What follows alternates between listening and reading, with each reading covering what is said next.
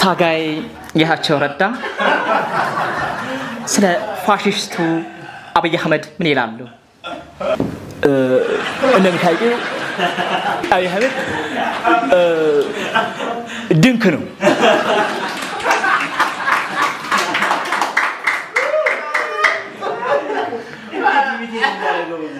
የፖለቲካ ድንክ ነው። የሁሉም ነገር ድንክ ነው።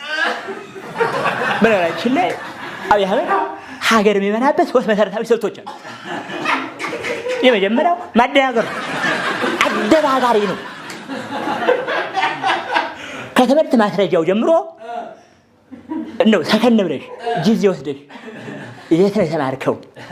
ማን ያስተማረው ሲጠይቁ አይጥ እንደዋጠሽ ድመት ቁልጭ ቁልጭ ከማለት ሌላ መልስ የለም።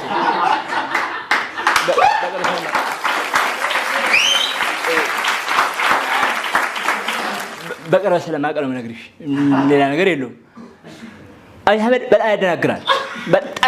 ሰው የምታስታውሽ ከሆነ በሰሜን ወሎ ጦርነት ጊዜ ከህወሓት ልዋጋ ነው ብሎ ቤተ መንግስት ለቆ ወጣ። የኢትዮጵያ ህዝብ እንደምታውቂው ማለቅለቅ ይችልበታል። አለቀለቀ አለ፣ ችግር የለበትም። እውነት መስሎት። ፋክቱ ግን ምንድን ነው? በዛን ሰዓት አብይ አህመድ ወልዲያ ድረስ የመጣው ፋክቱ እኛን ለመዋጋት ሳይሆን አማራ ምን ያህል እንደወደመ ለማረጋገጥ ነው። ፋክቱ ነው ማለት ነው። እንዴት ተፈለጋቸው ተቋማት በትክክል በመሰረታቸው ለማረጋገጥ ነው። ሌላ ስለማውቀው ነው ማለት ነው። በነገራችን ላይ ሰሞኑን አንድ ዶክመንተሪ ያየው ነበረ። ሰማዩ የኛ ነው ምናምን የሚል ዶክመንተሪ። ሰማዩ የፈጣሪ ነው። የአብይ አህመድ መንግስት አንዱ መገለጫ የኛ ነው ማለት ስለሆነ ብዙ ውስጥ አልገባም።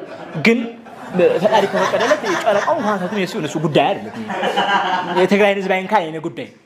ሶስተኛው ነገር የካልሽ የአብይ አህመድ መገለጫ ከኔ በላይ አዋቂ የለም። እሱ የመጨረሻ ይጓም ነው ነገራችን ስለማቆም ሰው እኔ ብቻ ሌላ ሰው አይሰማም፣ ምክር አይሰማም። ከኛም ጋር አላግባባን ያለው ጉዳይ ነው የሚጀምረው። Let me tell you one story. አብይ አህመድ ያልሰበሰበው ባለሙያ ያለ ኢትዮጵያ ውስጥ አብይ አህመድ ያልሰበሰበው ሰው አለ? አብይ አህመድ ያልሰበሰበው ቆሻሻ ብቻ ምን ነገር ያው እሱንም 2016 እቅድ አድርጎት ይሆናል መጥረግ ምናምን ስለሚወድ ምን ልፈልጌ ነው ሰብስቦ ይሄ ሰውዬ እኔ አቅም አንሶኛል እሺ ነው ምከሩኝ ሐሳብ ስጡ ቢል ቆጥሩ ነበር አይልም። ለፋይናል ሊመክር ነው የጠራቸው። አንቺ ኢትዮጵያ ውስጥ አሉ የሚባሉ ስፔሻሊስት ዶክተሮችን ሰብስቦ ስለ